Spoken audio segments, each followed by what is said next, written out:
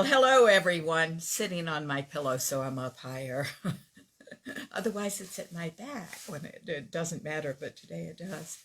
Hope you all are doing well. Happy Halloween. I don't know when you'll be listening to the show, but if it is live and in person, today's the day that time changes, and last night was Halloween.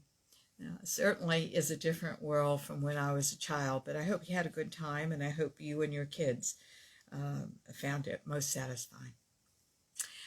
We are talking about relationships of all kinds, and we're getting into the nitty-gritty now of relationships, and we have been talking about what makes a good partner, what makes a good partner for you, and what makes a good partner. When you're looking around, you want to make sure that you're very aware when you pick out and make this important decision. So that's what we're talking about today. We're going to do a quick prayer to get us all on the same page, get me aligned with you, and then we will go forward with the information, okay? Good morning, Kat. So nice that you're with us this morning. Keep in mind, guys, that when you hear me talking to people, you're able to write me on Facebook Live. You're not able to call me on Facebook Live, but you're certainly able to write me on Facebook Live. And if you do want to talk to me today and call in live and in person, the call-in number is 347-850-1647. And I'll be delighted to talk to you about whatever you have on your mind. Okay, here we go. Dear God, thank you so much for the opportunity to be here together and to open our minds to new information about making ourselves better and choosing with discrimination a wonderful partner and improving the relationships that we currently have. So we thank you so much, dear God, for all of this, for being here together as a community who are all seeking to know the deeper levels of you through the deeper levels of us. We thank you so much, dear God. Now we give up knowing anything, for it is you through us that knows it all and will point us in the direction of our next steps. We open to that now and say thank you, dear God, for it all. And we say this prayer in your name, in the name of the Ascended Masters, our love-centered guides and friends, and in the name of each and every person listening to the show. Thank you, and so it is. Lisa, hello. I'm so glad that you're listening today. My dear old friends are here. All right, we were talking about what makes a great partner. This is from an article by Mandy Kloppers. She's a psychologist and a CBT therapist. 20 ways to recognize a good partner. My only objection to this article is I would phrase it a little differently, because you've got to be the good partner, and then you know what to look for, because if you are not these things, there's no hope of attracting these things. It's very important that we take responsibility for ourselves. So we were on number 13. I can take you through very quickly without discussing it, because that was last week's show, what Mandy Kloppers said. Hello, Mark. Well, isn't that very sweet? Thank you. That's a very nice thing for you to say. Thank you so much, Mark. And I think that on a radio show like this, we all know each other a bit under the skin. You know what I mean? We recognize spiritual brothers and sisters. So that was a very sweet thing for you to say. All right. Mandy Kloppers, 20 ways to recognize a good partner. She said, number 1, they ignore past mistakes. Number 2, they don't compare. 3, they understand the idea of give and take. 4, they know the importance of time alone. 5, they prioritize communication. 6, they are straightforward and or uncomplicated. 7, in other words, they don't play games. What are games, by the way? Games are anything you do in the ego child's mind. That's it. Whatever the old devices are, those are the games we all play until we don't. 7, they are tuned in. They know each other's love language and they willingly go there. 8, they are light-hearted. Good sense of humor always helps. 9, they're reasonable. 10, they're self-aware. 11, they are optimistic. They're people that are negative thinkers all the time, you know. That makes it very hard for people to live with. Always having something negative said or cynical said or sarcastic said. Not a good idea. 12, they take responsibility for themselves. So now we are to number 13, and we are going to talk about these 13 through 20 today. They are not emotionally abusive, manipulative, or controlling. Now, she goes on to say a good partner treats their significant other with respect by not criticizing them, certainly not relentlessly criticizing them, never in front of other people, and never trying to control their partners. You know, I think that sometimes control runs in families. People that grew up with very OCD parents, that kind of thing, people that are insecure, man, they do try to control. And then when you say that's another word for control, they go, oh, no, that's not control, because it is habitual. They don't recognize that it is.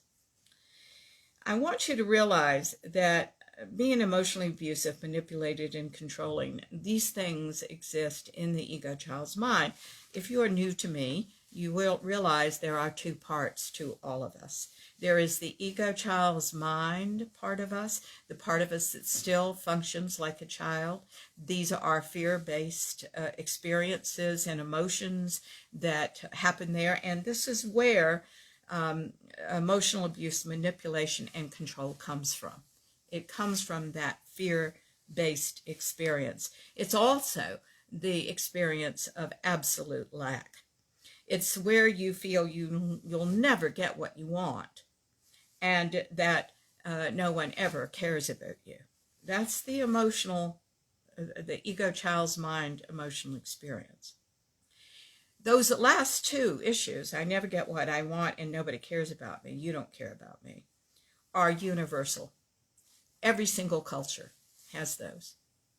And of course, the process of emotional maturing, becoming a full, healthy emotional adult, is handling those things. You're the only one that doesn't care about you, by the way, when you are pasting your hand to your forehead and saying you don't care about me. It's that you are not caring about yourself. And I never get what I want absolutely flies in the face of everything we know about spirituality, which is you create your own life. It's absolutely not taking responsibility that you can have anything you want. Just go get it. Put the plans in place and go get it. Learn what you need to learn and go get it. You see? So these things are the parts of us that we sometimes self-perpetuate. We'll drag our past out, our child's mind out, and we'll lay it over the present. And it is enormously disempowering. And I will tell you right now, it causes a lot of anxiety. Because when you're listening to a show like this and you're called to something else and you're not living that way, your body's going to tell you that something's wrong. It's going to come out in a lot of anxious ways. It's going to ask you to self-correct. You see? That's where a lot of our anxiety comes from. We're not listening to the inner and not heeding it. And very important, not implementing it. You see? Now, in the highest self, for those of you that are new to me, and for those of you that aren't, by the way, the highest self is a very love-based experience. And the love-based experience is something quite different. It is, certainly, this is, by the way, Schnitzel. He always comes when we are working or doing a session, a private session or something. He is a very persistent little kid, too, so I'm going to have to keep removing him from our screen. All you will see then is cat butt if I don't. The highest self is certainly the part of you that is not the game player. This is certainly the loving part of you. Now, I said the word unconditional love, and if you've listened to other shows of mine, I'll tell you that unconditional love is thrown around way too much by our society. Unconditional love is not earned. It's opened to by your work on yourself. People just aren't capable of this if the ego child's mind is at all present. And we are all aspiring to it, but let's not confuse ourselves and other people by talking about unconditional love when no one's capable of it yet. It's the love that we can have in the enlightened state, you see? And enlightenment is just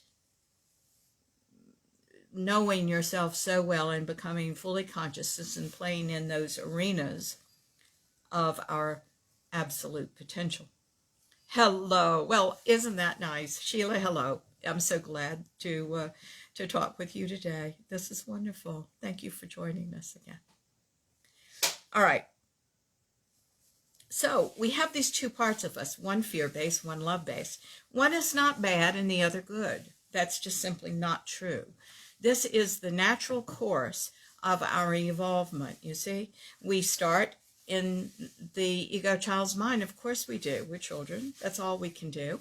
We see everything and take everything as face value. It's usually turned against ourselves in some way. Our fathers that overwork, oh, it's because we're not interesting enough. We are lacking something. And we spend all of our lives either giving in to that or overcompensating for it because we know that there's something lacking in us because our own fathers were workaholics and didn't pay any attention to us. Is it really about us? You see, it's not. It's about him. But all our lives we vilify ourselves and we limit ourselves and we are afraid. And the fact is, it was based on an old untruth. So part of waking up, part of the awareness, part of the moving into deeper levels of consciousness is to begin to see these things in context, to call yourself out on your soothing tactics and your protective tactics. Are you protecting yourself or are you really living? Are you enduring? Are you really creating? This is the difference, you see, and this is the difference not only between the ego child's mind and the highest self and which mind you're working from, but this is also your quest. This is the divine quest of every human being to go from the fear-based self to the love-based self, to know as much as you can about the lovingness that you are. That's why I objected to this title. The title being 20 Ways to Recognize a Good Partner. Let's make you one first. You see? Okay. So guys, this isn't about anybody but you. That's the exciting thing about this work. This work, even on a radio show like this, as Mark pointed out, is about you, and only about you. You and who you are in this incredible place called creation. So, you bet being emotionally abusive, manipulative, and controlling are not in the highest self. In that highest self, you live and let live. You have an appreciation for people as human beings, and since we're talking about relationships, I might as well mention this. There are people that just want somebody. They don't pick out you. Perhaps you've been one of these people that just want somebody. that just want somebody. And I want to say, I hope you'll move past that if it is you, and I hope you'll recognize it if you are finding somebody like that, because these people don't see you. And I think one of the nicest things about relationships is that people pick you out and you pick them. You're making a choice from your soul, hopefully, if you're doing it right. And they're making a choice from theirs. If this is true, then even if you came from a controlling household, in my opinion, why control that person? You love that person. You have, in essence, forgive me for putting it this way, but you bought the whole package. You have. Love them. All right? Now, I'm the first one to say that relationships are work. If you think you're going to stay the same in a relationship, you aren't. The whole point of being in relationship, as far as personal growth goes, is that you're going to be challenged and you're going to have arguments, and both of you are going to find those little pockets of unlovingness in you that you're going to need to get past. We can sweep them under the rug and not look at them and resent for the rest of our lives. We can get divorced. Or we can call them by name. We can learn to work through problems. And we can have the deepest and most intimate commitments ever. And when I talk about intimate, I'm not talking about sex. That's a lovely thing. But I'm talking about the real intimacy. Mentally, emotionally, physically, and spiritually between people. Okay. The highest self would never emotionally abuse. And what is emotional abuse? All of us know what will hurt the other person, don't we? We all know what their soft spots are. Emotional abuse is literally going after those spots with a knife and stabbing people right where it hurts. The thing that I've noticed always about consciousness, and I'll pass on to you, is the people that usually have this information, if they're conscious, would never use it. Or they certainly wouldn't use it very often if they had to use it at all. And I say if they had to. Nobody has to. A lot of times the people that have the information about the other person, that have that kind of insight, won't use it because they are not hurtful people. I think that's quite a beautiful thing. And as for manipulation, my Lord have mercy. People can manipulate all over the place. The fact is, you've got to recognize it. And you've got to recognize it in you first. We must not be manipulated. Life is easier than we're making it. We simply must ask for what we want. And if the other person says no or yes, we have to be creative. And first of all, we have to be nice in our asking. And we have to have certain things in place. We can talk about that later if you'd like to, about how to sell something to somebody you love. It's a matter of, well, I'll go on and talk about it now. It's a matter of framing it so that they can see the advantages to themselves, to you, to the relationship. It's not just I want. It's not just a demand. I had this week with a client. She's a fairly new client, and she went into her office and demanded something. And I said, yeah, I'm sorry you did that. I wouldn't want you to be seen that way. And you don't own that office anymore anyway. You're an employee. If you had an employee come in and say that to you, what would their attitude be toward that? What would your attitude be toward that employee, you see? You don't do things like that. Oh, hello, Pat. Thanks. Happy November. Sinatra regrets, have had a few. This week it looks like Paul Simon's 50 Ways. 50 Ways to Please a Lover. You know what? One of my favorite Saturday Night Live skits of all times was, I don't know whether you all saw it, but it was Paul Simon was the host, I think, that year. And for his monologue, he didn't come out and give one. He came out in a full turkey regalia. He just a whole turkey suit, you know, and a guitar, and he sang "Still Crazy" after all these years. I've loved that man ever since. I just thought that was the greatest thing I'd ever seen in my life. And of course, Paul Simon did it with a completely straight face. You know, it was so cute. Maybe you all can find that on YouTube. I don't know, but it's worth seeing.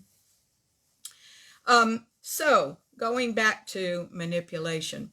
Manipulation is born of one old belief that is universal. You probably know what it is. I'll never get what I want. That's it. That's it. I'll never get what I want. And then you have to manipulate because of that. The fact is, you will get what you want. You've got to understand energy. You just have to work with energy better. You're good. Kat says she remembers Paul Simon. Bless his heart. You just have to learn how to work with energy better. All right? I don't know whether you all have read. I know a lot of you do have it because I've heard from you saying that you've bought the book, The Life You Want. But I really go into, in the middle of that book, there's several chapters on creating with energy. It's a little more specific than some of the lovely thoughts out there that how we think creates our life. That's great. But we got to get out of the way what we're doing to block that, you know. Someone told me the other day who was a very strong Christian faith that they had always been taught that if they tithe a lot, they will get it back tenfold. But that's only if you're a good creator, you see. You know, that's if you don't have any energy issues around money. So guys, we've got work to do on ourselves. That's all there is to it. Your work is, as a whole, going from the ego child's mind to the highest self, going from fear to love, and facing and, sorry about the dog barking, facing emotional abuse, manipulation, control, realizing what they are, getting it out of you, not putting up with it if anybody is doing that to you, okay? All right. You know, I think one of the things that comes out of spiritual work is knowing where your boundaries are. Where are your emotional boundaries, you know? For example, I rarely get mad at my husband, but I will get mad if he steps on what I do as a woman and as, you know, something that is intrinsic to me. We're very different people. We get along beautifully because we have much in common. But nobody has a right to step on my character, who I am, and myself as a woman. It's in my DNA that I am going to function a certain way, right? So he's learned that by now, and I think it's important that I pass that on to you. You know, there are certain things men do, there are certain things women do. Our brains are wired differently. We have different learning and communication styles. We have different LCS. We have different love languages. I say learn as much as you can about yourself and others, and then you'll know how to perform in the world. But what I see tragically in so many households is that people are a certain way, and a man or a woman will just absolutely beat up their partners that they're that way and they're that way. It isn't an issue. It's actually the way they're wired. You can't make someone a brain scientist if they're an artist sensibility. They're different. So find out all those ways that you are and the other person is. Don't not seek information. It should, at your best, make you more patient and kind and loving and sympathetic and empathetic. And by the way, that's what keeps families together. Do you understand that? There's been a recent study on that, and they found that empathy, feeling for another, was the thing that keeps people together and happy. When was the last time you had a really good conversation to see how somebody else feels without trying to change their mind? You see? Good. Number 14. Great partners are generous with their time and resources.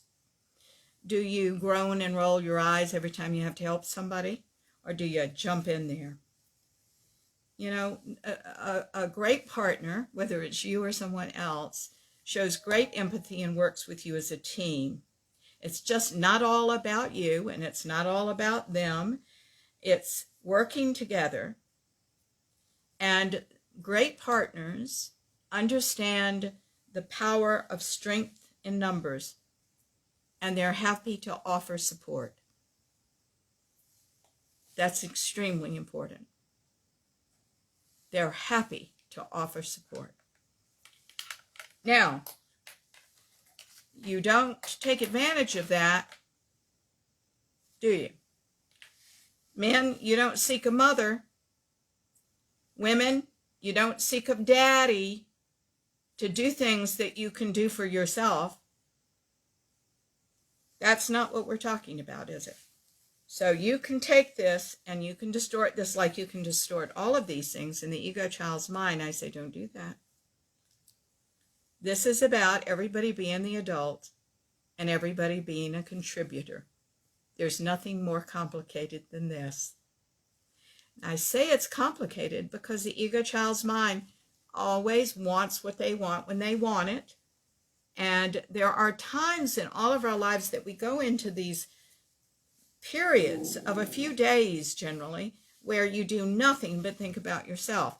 But I want you all to realize that you're doing it and make an effort in another direction, in the direction of your partners, in the direction of your friends, in the direction of someone other than you. Really important. We are not an island. We need people. You may be an extrovert or you may be an introvert. It doesn't matter. You still need people. So get over the fact that you don't, that you say, oh, I don't need that. No, get over that.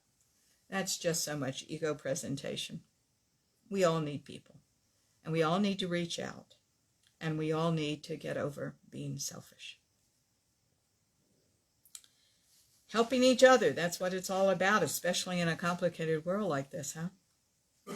Number 15, great partners are dependable. A good partner is reliable and responsible, always there for you in a crisis, if they're able to be.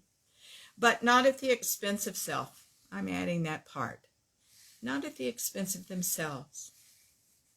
There are times when you're just exhausted, right? And you just can't do anything for anybody. And I think it's a very important thing for you to be able to say, I would love to do that. I just can't.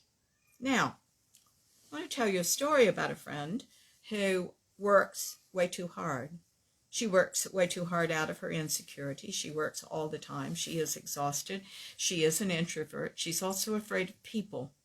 So every weekend she goes and she soothes herself by staying home, not seeing anybody, not doing anything. And then she gets up and starts the week all over again and gives herself away. Sometimes she works all weekend. All right?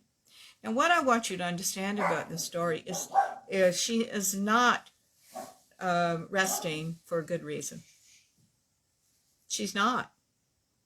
She's resting because she's exhausted, because she is a workaholic, and she shouldn't be doing that. She should be looking at a life of balance, which I believe she's starting to. So don't fool yourself. All this has to be emotionally honest. Oh, you guys are all honest people. You'd never go and take money out of somebody's pocketbook. But emotional honesty is something you're going to be working with for a long, long, long time. And it becomes critical when you're talking about the two minds and what mind you're working from. You've got to be able to see the selfishness and self-indulgence and self-absorption in the ego child's mind, and that has motivated you. The thing that's confusing is not only has that motivated, but you probably got some higher, more lofty motivations as well. So you say, oh my God, I'm both. And I say, yes, indeed you are. But in consciousness work, and what we do in our company and other companies as well do this, is we remove those lesser motivations. We talk about it. We discuss it. We say, why? And then you come up with something like, because I really don't believe I'll get what I want any other way. And this is what my mother did, and I learned it from a master, and by God, I'm doing it still. And the next answer is, question is, do you want to keep doing that when you can do this instead? When you can just ask questions and not have to manipulate, you can have a balanced life if you do something else. There's some nips and tucks that need to be made in the way this woman works, so she has more energy in her life. It's a chronic problem of hers. She has always given herself away and her energy away. So let's all pray that she gets that back into her own life and has fun. That's what we're all here to do. Okay. So, yes, they're dependable. Reliable and responsible. Responsible for themselves. Responsible for their balance. Responsible for their imbalance. They should be there to help you. You should be there to help other people. Again, not at the expense of self. But if you're already taking advantage of yourself, you can't participate in this particular thing. Number 15, they are dependable. So you're going to have to get some balance in your life before you're good at this. Now, there are people that self-sacrifice to the extreme. Where does that fall in the spectrum? Well, I want to tell you, self-sacrifice is, there's a self-sacrifice that people generally do from the ego child's mind. There's also a very noble self-sacrifice from the highest self. So all sacrifice is not bad. It's like everything else. There's a duality of good and bad, light and dark to it. If it's from the egoic child's mind, it's a manipulation, the self-sacrifice. You want somebody to be there for you when you really believe they're not going to be, and that you're not worth supporting, etc., etc., etc. The issues can be infinite there. But you catch my drift. It's all about lack, right? So you self-sacrifice because you don't matter. That's never going to wash in the real world, and certainly not ever going to bring you what you want. Then you get really mad and have to do your manipulations because you never get what you want, because you're doing this other, you see. You've got to realize if something is self-sacrificial in an ego child's mind way, what your see, it's not what you do, it's your motivations for doing it that you need to look at. What are your motivations for doing it? Do you have some higher motives? Are they all the ego child's mind? You need to look at it. And you need to certainly try to start making decisions, doing things, being dependable from the highest self, not from the ego child's mind. Right? All of this is much more complicated than we can certainly talk about on a radio show, because how many things are you imbalanced in? You see, good partners are dependable because they're balanced, because they have energy and possibly resources to help with. We don't want you self-sacrificing if you don't have anything to begin with. You've got to build that up. You've got to get healthier. You've got to realize where the imbalances occur and fix them. Thank you for hearing. Number 16, they are supportive. A good partner encourages you, certainly, to be the best you can be. They don't feel threatened by your success, and they naturally bring out the best in you. I love this about my husband. My husband has come up with 2 life-changing ideas for my new book.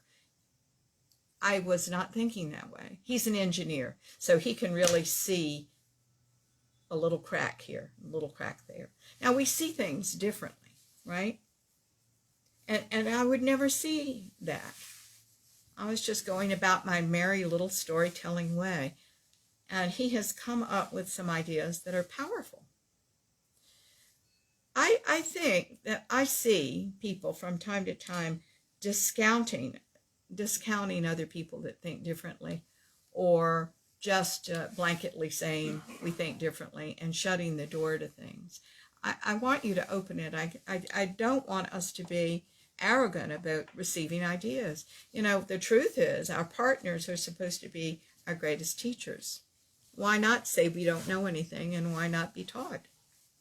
What's wrong with that? The only thing that you can come up with that's wrong with that is going to be ego-driven. You understand? The smarter you are, the more you say, bring on the learning, bring on the knowledge, bring on the information. Don't be afraid to do that. Don't be afraid to say, I'm at a point in my life that I could learn anything, and I want to go into something that I always have before. You know what stops a lot of people? You'll have to start at the bottom. Where's the bottom? There's no bottom. Guys, just start. Don't be afraid to say, I don't know that.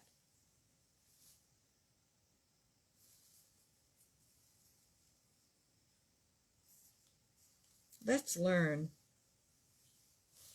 Let's learn until the day we pass off this earth a long time from now. How about that? Number 17, great partners put consistent effort into a relationship.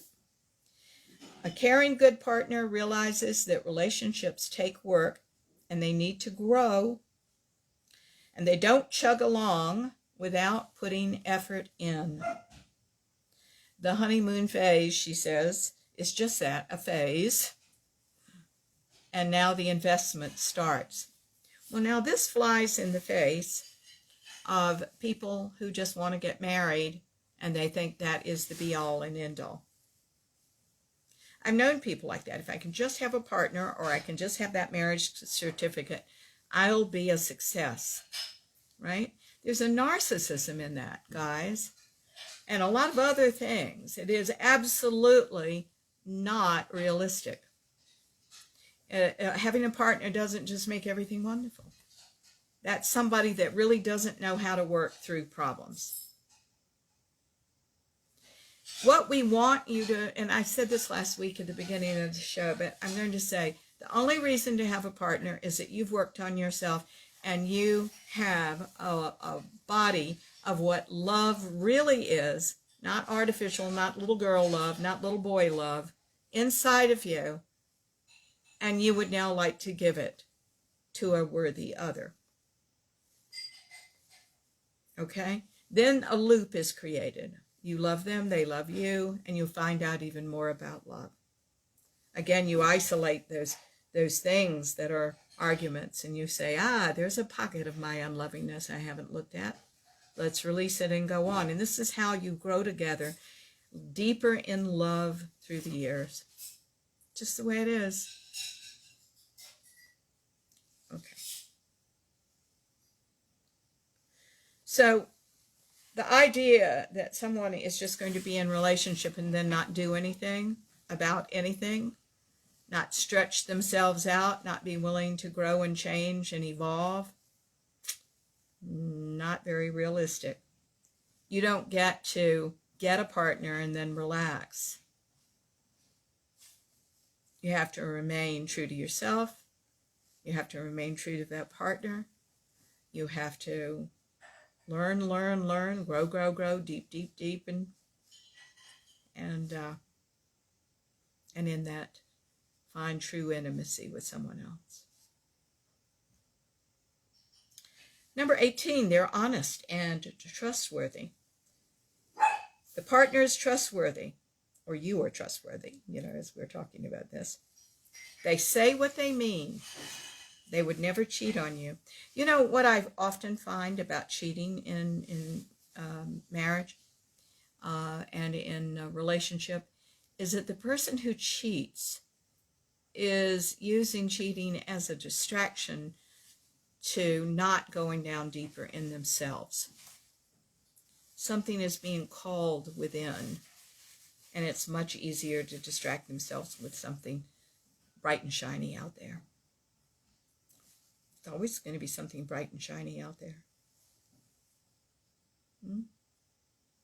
But are you going to follow that? Or are you going to do what you're supposed to do here, which is open, grow, see how you feel about things as now and tomorrow and the next day?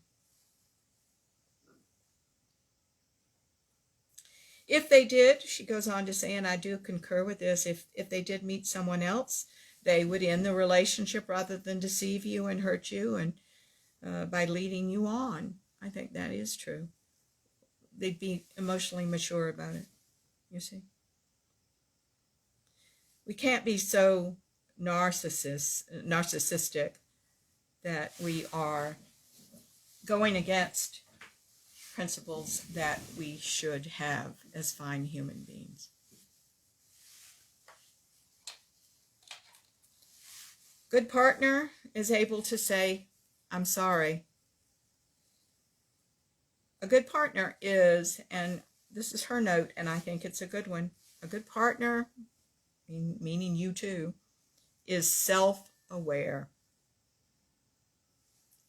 Self-aware. You've got to be willing to be self-aware.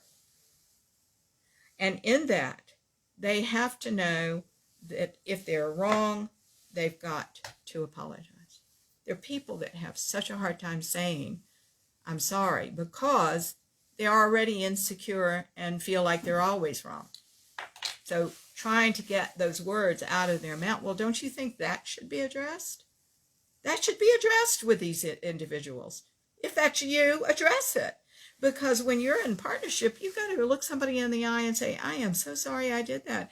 I don't know what I was thinking here. I think I was thinking this, but I can see now it was totally wrong and I hurt you and I'm sorry. You've got to be able to be emotionally mature enough to say those words. It means everything, right? It means everything.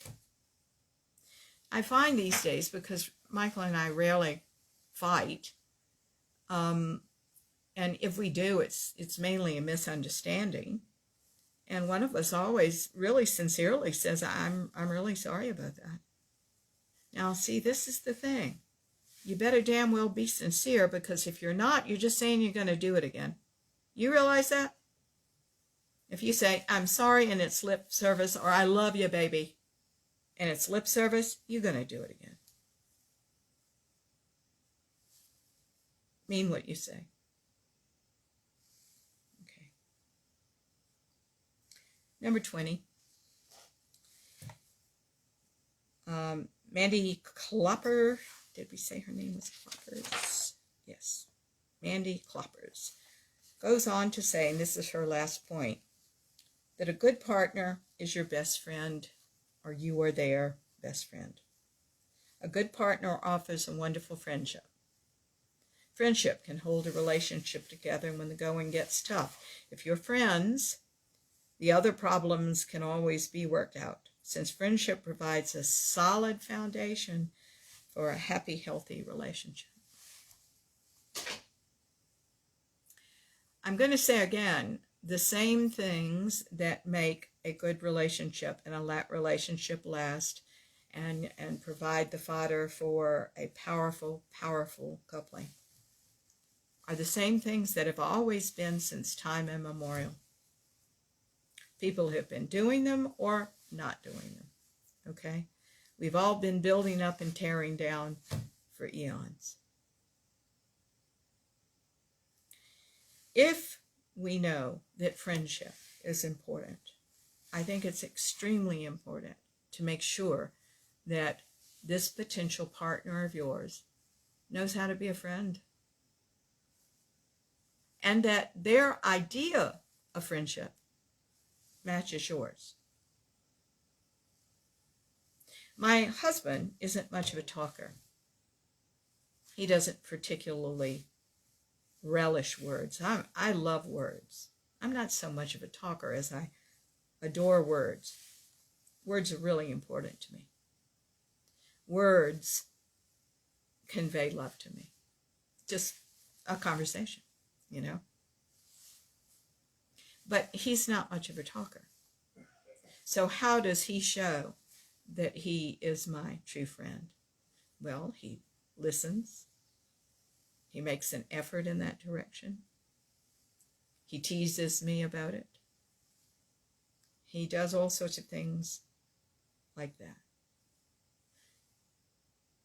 He's the first one to say, go for it, when I create something. He has my back. He fixes my computer constantly for me when I've messed something up. He shows me how to work a new program. He does so much. I can barely say that a lamp is broken in the house. It's already taken care of. He's such a good man.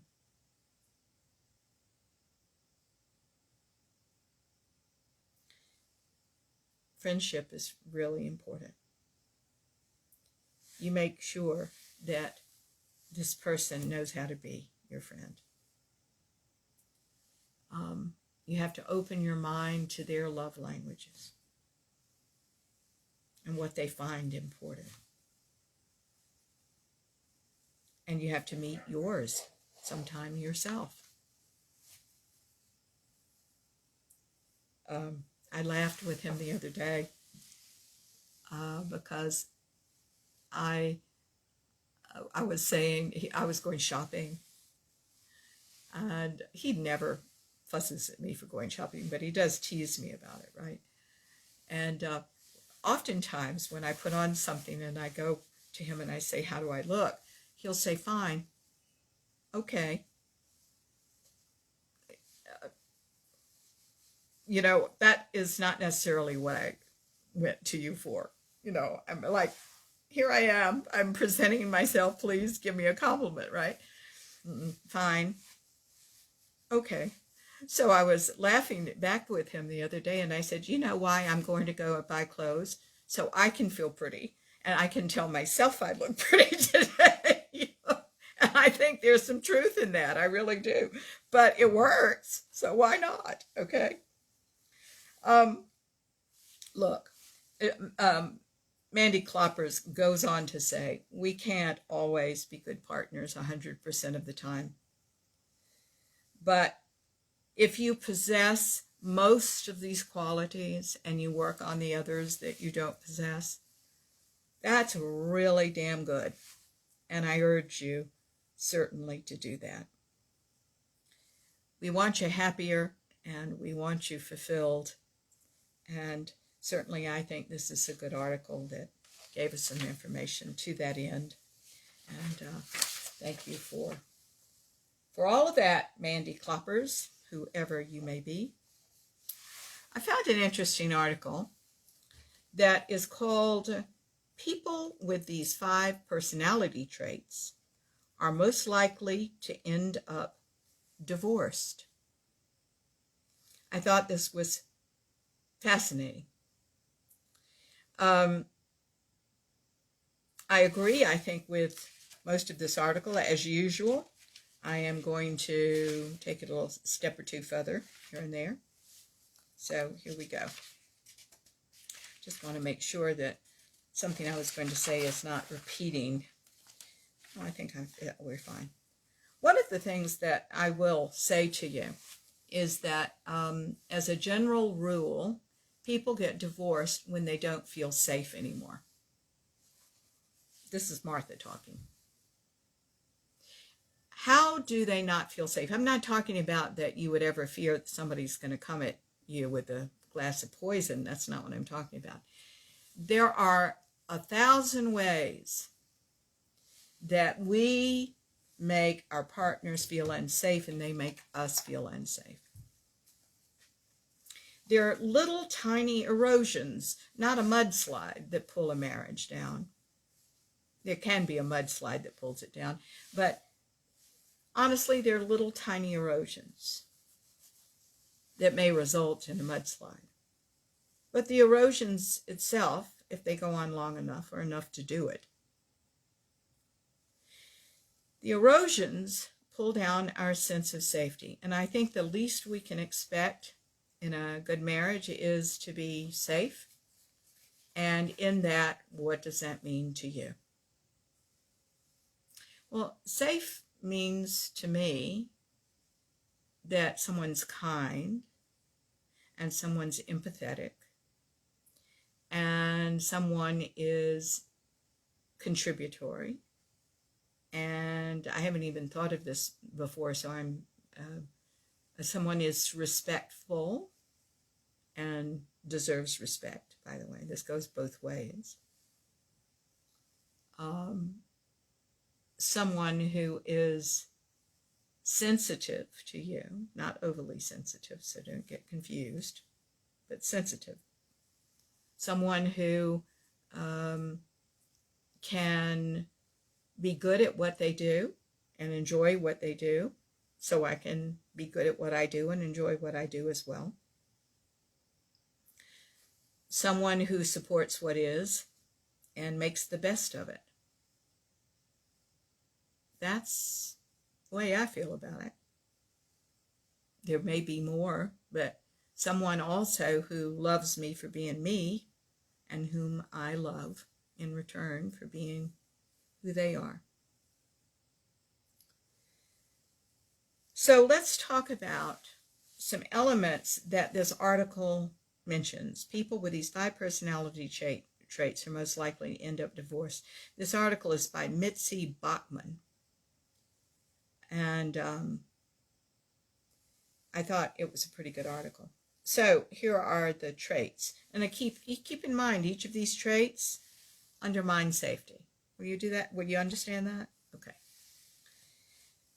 The first one is, the first trait is that is likely to end up in divorce is unrealism. It's being unrealistic. She goes on to say, when people enter into marriage, they believe they found their soul mate, that this person will be their lover and their best friend and their father and the mother of their children, whose love will guide them through it all. And she goes on to say that's not based in reality. And it's not. No one can be everything to you. Please know that. No one can be everything to you. You can go a long way to be everything to yourself, but no one can do it for you. It's not the way it's supposed to be, is it? You're supposed to be an adult. You're supposed to be well balanced. You're supposed to be emotionally flexible and fluid. That's the adult. You're supposed to face your insecurities and be more and more secure. People in the healthiest marriages are people who have many people in their lives as friends and mentors and sources of support. But you've got to be realistic in your expectations of what your relationship looks like and will look like. And don't set yourself up for disappointment or failure. I want to go on a little further and talk about that. When you're talking about unrealism, to me, when you're talking about being unrealistic, I see it constantly in people. Every child in the world fantasizes. If they don't fantasize, there's a problem. They aren't resilient in childhood. So they may fantasize an idealized mother or father. They may fantasize a better family. They may fantasize family in general. They may fantasize themselves. They may fantasize other people. They fantasize God. They may fantasize everything. Dogs, cats. You can just take anything and make it something more than what it is, a representation of something. So is a partner a representation that you have finally arrived and you are lovable when you thought you weren't? What is this fantasy about? There are a lot of fantasies out there. I've told this story, but I will tell it again. I know of a woman, she's not a client, but I know of a woman years ago who whose father was an alcoholic. He made everybody's life miserable, but he was very kind to her. And he died when she was 4 years old. She had a very hard time finding a partner because she idealized this father who was never really real to begin with. So she was disappointed in every man who ever came along. Why? Because she had, what do I want to say, laid the picture of her father, of the idealized father, over each of them and expected them to act that way. And of course, they're not going to act that way. Nobody knows about that. Everybody's an individual. Nobody's going to be the father to you. Nobody's going to be the mother to you.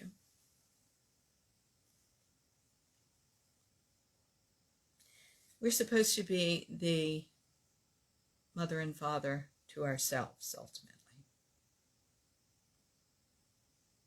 We're supposed to be that to us. So I think idealizations, idealizing somebody, idealizing a family. I know a lot of people just idealize the idea of a family. Oh, they want a family so much that the partner that they have chosen is an asshole, that his children are all assholes. Never occurs to her until it gets untenable and she can't stand it anymore. And then all of a sudden she starts waking up past the fantasy of, oh, having a family would be so nice. I think expectations really are terrible in a family. Expectations are dreadful between people. When you expect somebody to behave a certain way, to be a certain way, that is in direct conflict with the fact that they are the way they are. You chose them. Find the best in that. Don't expect. I caught myself in my own expectation years ago.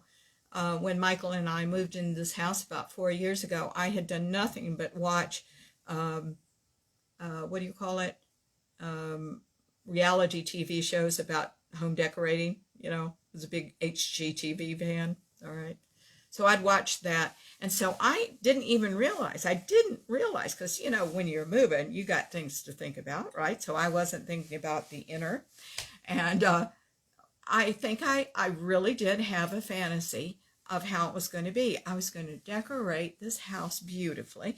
And then Michael was going to walk in and he was going to say, oh, I can't believe it. You know, it was going to be the best of the reality thing world, right? He was going to love every single thing I did. He was going to think, well, what I didn't realize is he's a tad OCD. And oh my God, he was the most controlling thing in the world, and chaos really upset him. And I got so mad at him for 2 days. I don't think we spoke for 2 days. And then I realized, wait a minute. I had this expectation. I had this fantasy in my mind of how it was going to be. And I was the one that was the problem. You see? Not him. He was just having normal reactions. Nobody told him the script, that what I wanted from him. I didn't even realize it myself. I want you all to realize that sometimes these things do sneak up on us. But what is very important is then you become aware of that. And you, what? What's the word? Apologize. Because it was you. It certainly was me. Okay. There's also something that I want to put on the table called romanticism. Romanticism. Guys, romanticism isn't good. Being romantic is. There's quite the difference between the two. When I'm talking about romanticism, I'm talking about that you put a little rosy scrim over everything. And you can't really see who that person is. Oh no, it's just a potential partner that seems to look really good to you and that you're creating in your head. Oh, right? When I give this lecture in live time, it's the cutest thing because people always say, I married that guy. I did that. Whether you're dating and doing this and whether you actually go on and marry somebody out of romanticism, it's not going to work out because the guy is something different.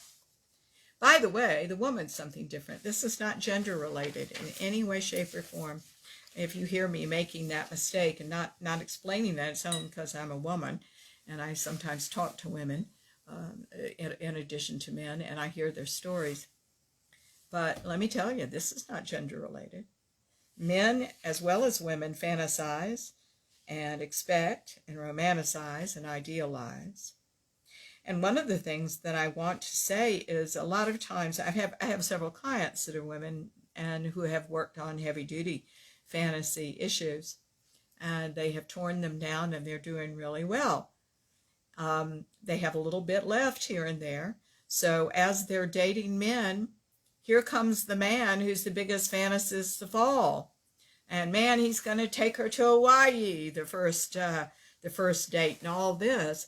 And you have to watch then that it doesn't trigger whatever's left in you so that you like it. Because, guys, we've got to choose real people here. Real people that we can love and appreciate and work with the rest of our lives so that we can grow together and love to the extent of our being. And fantasy relationships of any kind, romanticism relationships, do not work out because they're not who you think they are in here. Might be perfectly nice people, but you've got to address these things that we're doing, right? All right. Number 2, people that get divorced are non-communicative. Sheila wrote. Yeah. Oh, yeah. Sheila wrote something so beautiful just now, and I want to, may I share it? I hope, Sheila, I can share it with the audience. She said, I think I idealized this perfect family and the perfect husband when I was younger. I think it stemmed from me losing my father at age 8. I was looking for a father figure, I believe, but this marriage ended. We have 3 beautiful children. Oh, yes, that's marvelous. And you're right. It doesn't work out that way. It just doesn't. We have to build our house on something firmer. The house of relationship. So good for you for your self-discovery, Sheila. I'm thrilled that you're doing that. The thing that we have in the end is ourselves, isn't it? And when something like this happens, so it's really important for us to dive in and firmly ground ourselves in who we really are, and wake up. And if we are going to entertain the relationship, another one, and you're perfectly beautiful, my darling, I don't know why you wouldn't. You may be in one. We apply what we've learned to the next person,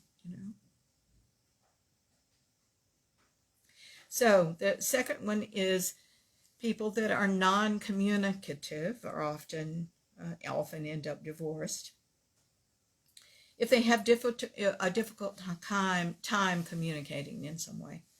Now, you keep in mind there are a lot of ways that people communicate. You don't just communicate with words. You communicate with feelings. You can communicate with doing things.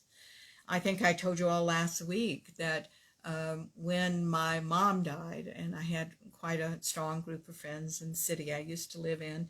It was the most wonderful thing, the way everybody dived in to help, but they dived in to help in the way they could. For example, a lot of my friends that, were very strong thinkers dived in and they took over my schedule. They made my phone calls. They let everybody know that my mother had died. They made sure I had clean clothes. They made sure that, I had what I needed at her house since I wasn't staying at home during those days. And my friends that were full of emotion and feeling brought pistachio ice cream, which is my comfort food, and which I really I need to at my age now and my hip girth watch. They brought that. They made sure we had plenty of good food to eat.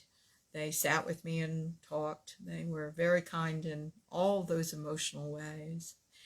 And I was really interesting because I had some men that were very strong, muscly types. They had all been wrestlers. They were people that wanted to act, and they had come into my program, in my acting program, and they were very kind to me as well. Well, they took over the yard.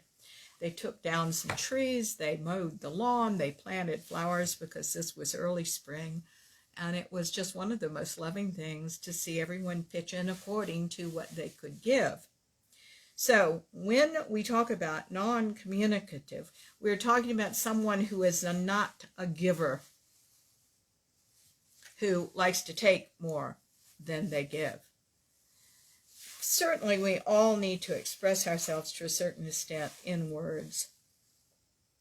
And we all need to learn about our feelings, and our feelings won't kill us. And we need to be able to call our feelings by name.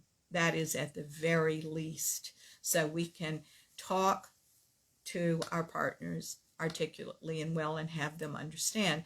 The art of communication is not just jabbering. It is knowing who you're talking to and talking the way they need to hear it.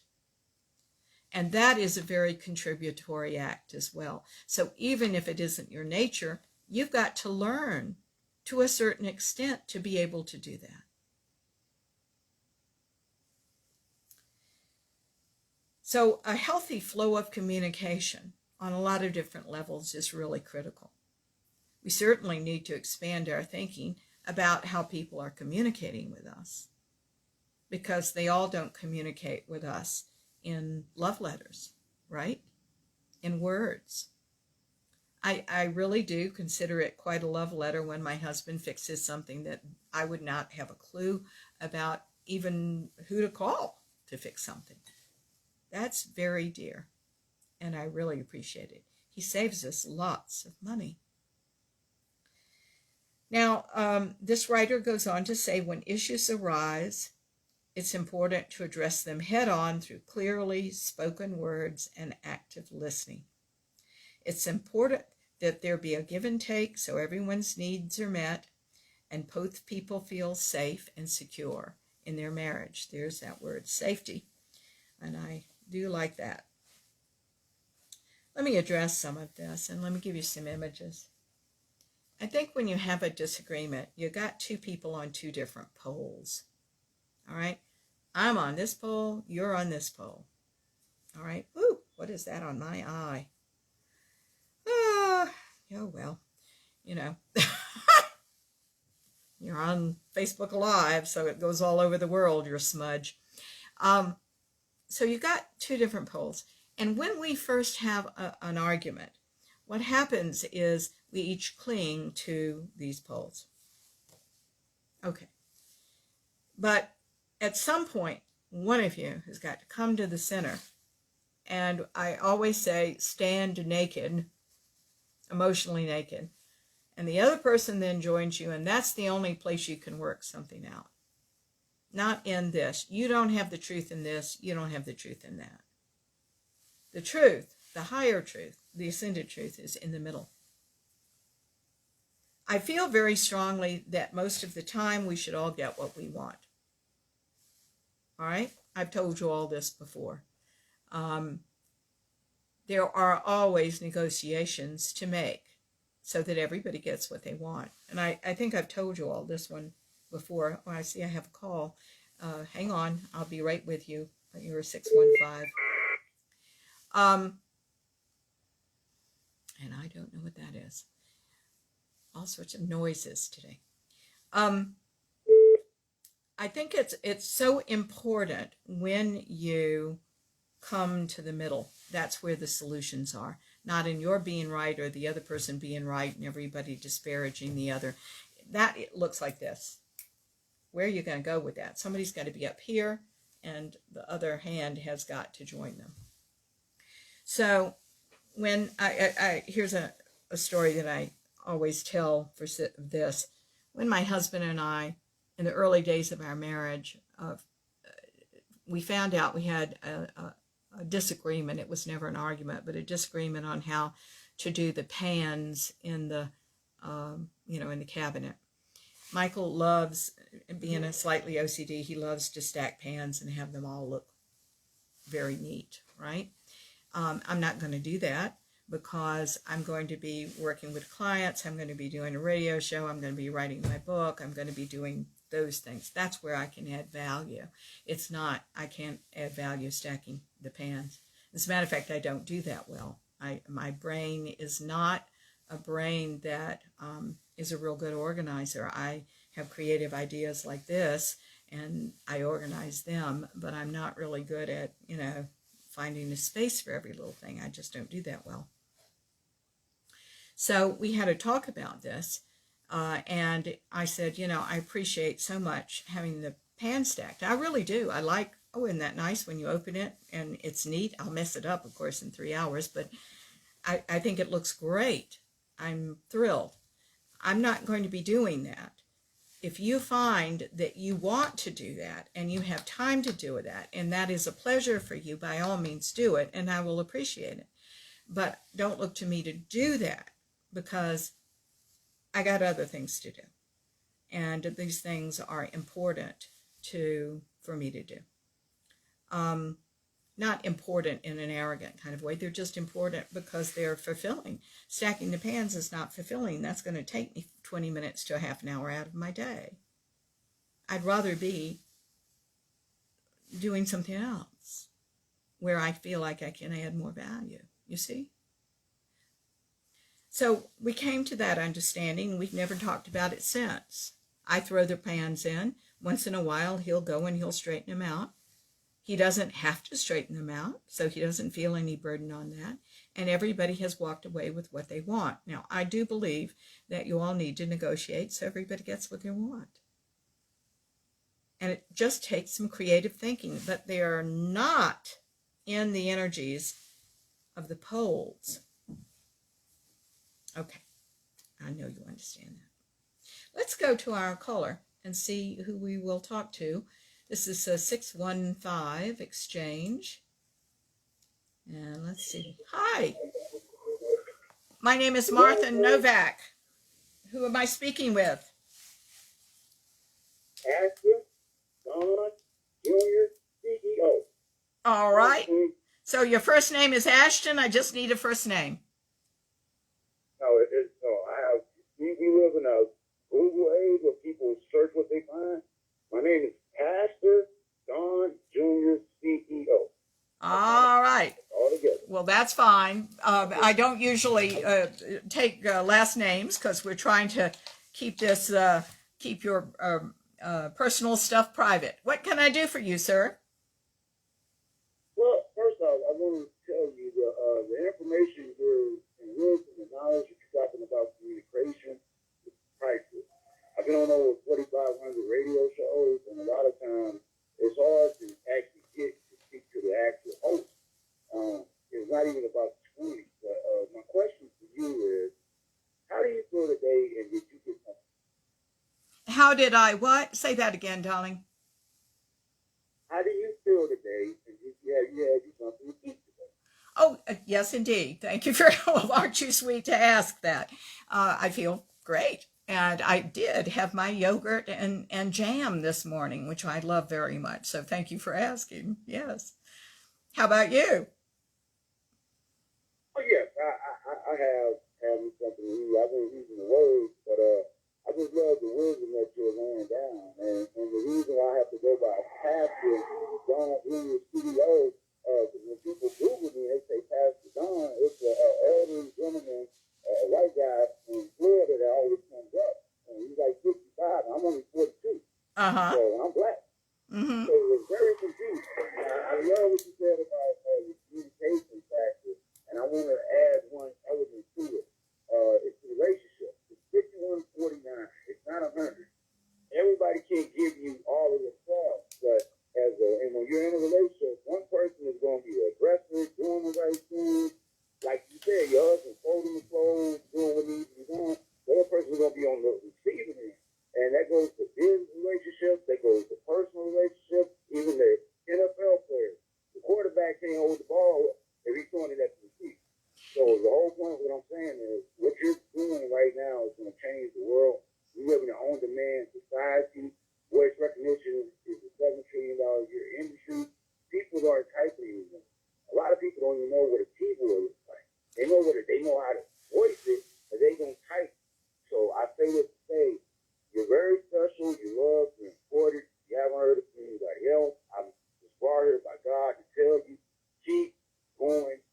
The world, you might have 2 or 3 callers, and then when you look on the stats, it's 100,000 downloads. We live in an on-demand society. It's not like when I grew up, where you had to be at the table at 6 p.m. with a white shirt, eat dinner with your family.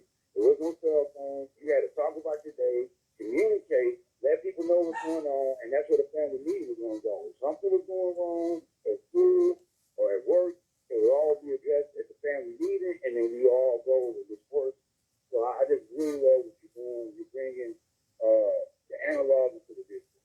Yes, well, thank you so much for calling. I'll tell you, I'm going to translate what you said for our radio audience because I don't think they're hearing you very well.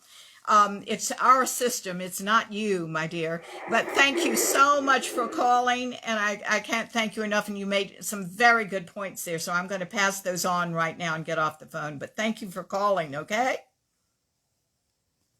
All right, I think I already lost him. Let me say what he said because I think he really did bring up a good point. And it is this. You are not connected. Please call in. Well, that's weird.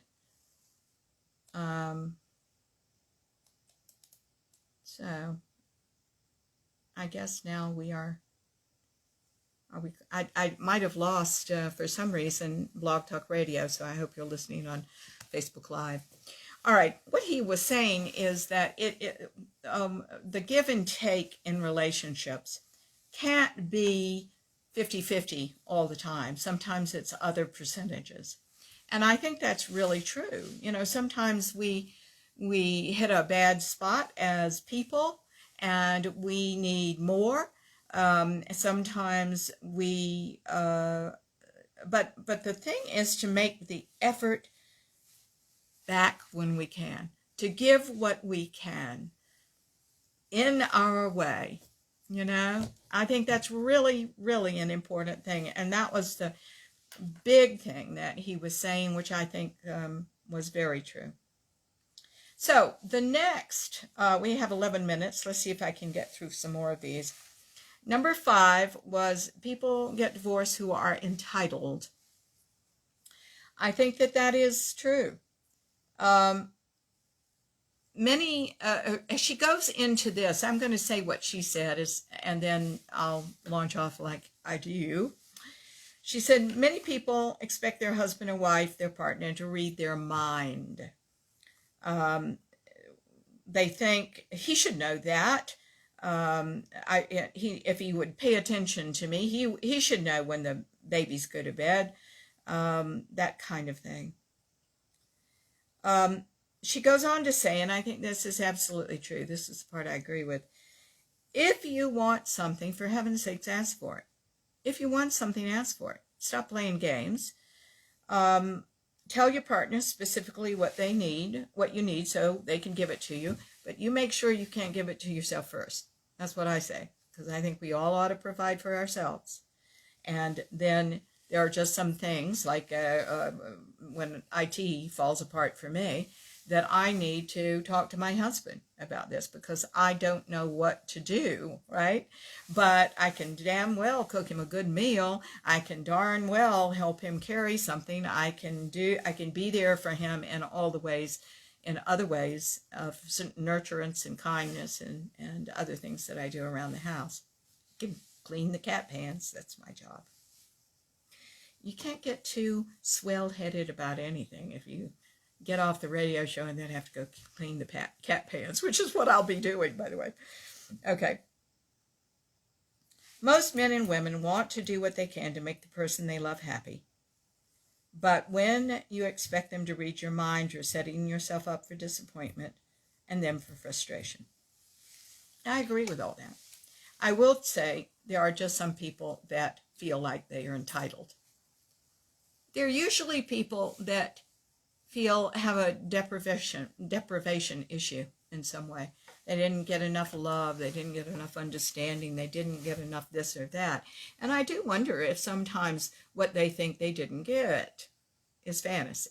Now, that doesn't mean I don't believe what their childhoods were like, but was it all that bad? We have light and dark. I always am a little iffy about everything.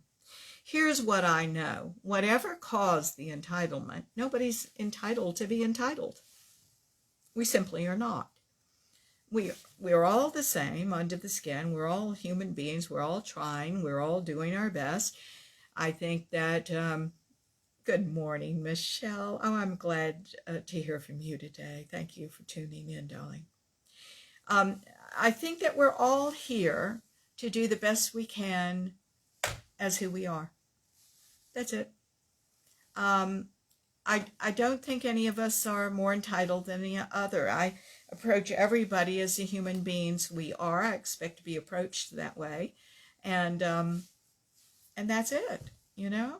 So this whole idea that we deserve more than anybody else. We deserve, we were out with companies several years ago, and the woman that we were with took great exception to not getting the table she wanted in the restaurant. This was long before COVID, of course, and where they were going to seat us was perfectly fine with us, but she was very upset about everything, very entitled to the one that she wanted and where she wanted it, and that she'd been there before. And I just don't see any reason for that. And of course that only exists in the ego child's mind.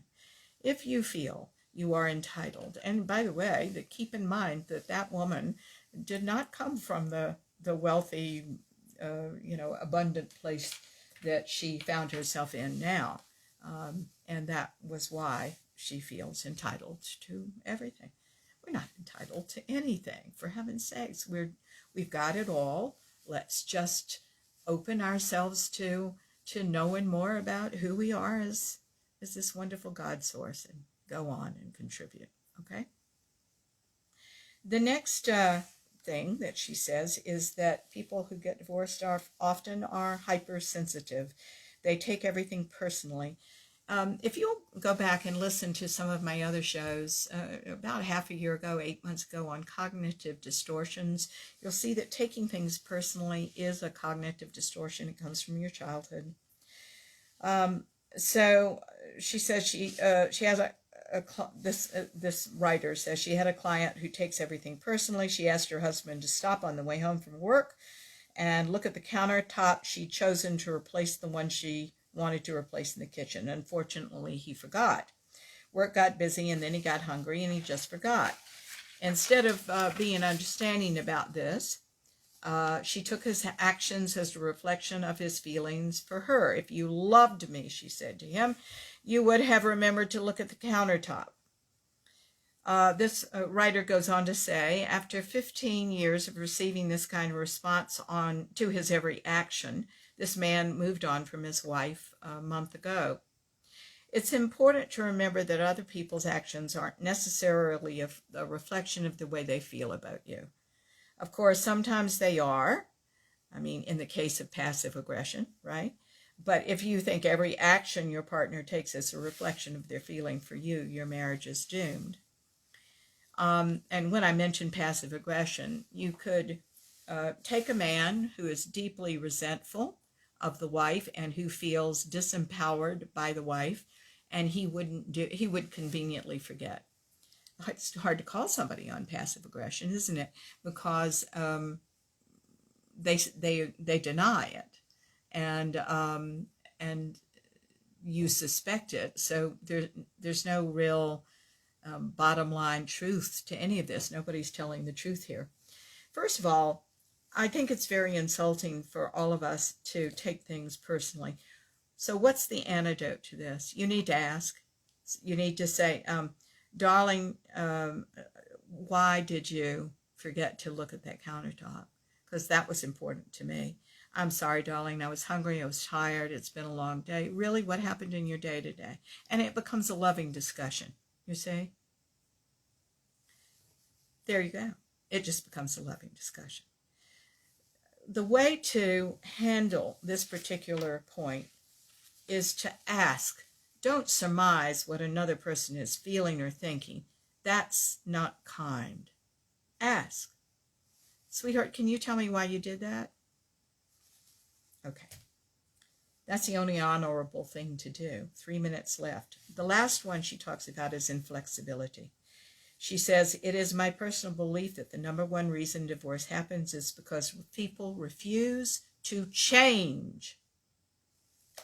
Guys, change, growth, evolvement is a natural process. If you're not doing so, it is going to spell trouble for your marriage. It's going to spell trouble for you. You're going to have a lot of anxiety. You're going to have depression. People change. People grow. People are supposed to get wiser and more loving and better over time.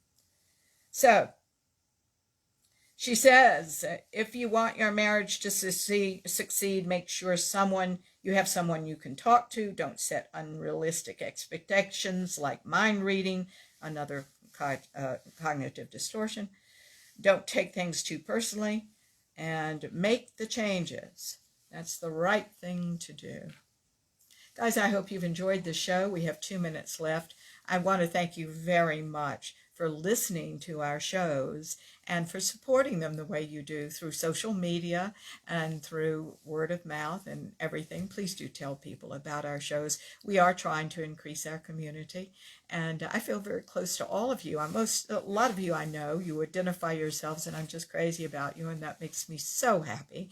And some of you out there, there are hundreds of people I don't know, so I wish you all well, and stay healthy and well and strong, and things are changing all over the place. Go with, okay? I'll see you next week. We'll talk about another aspect of relationships, of healthy ones, of good ones, and how to read the signals from you so that we can all make that so. Okay, guys, have a wonderful time. I'm going to do some praying for you when I get off the air, so know it's coming, all right? And be healthy and well, and do good things out there, okay? Take care. Bye-bye.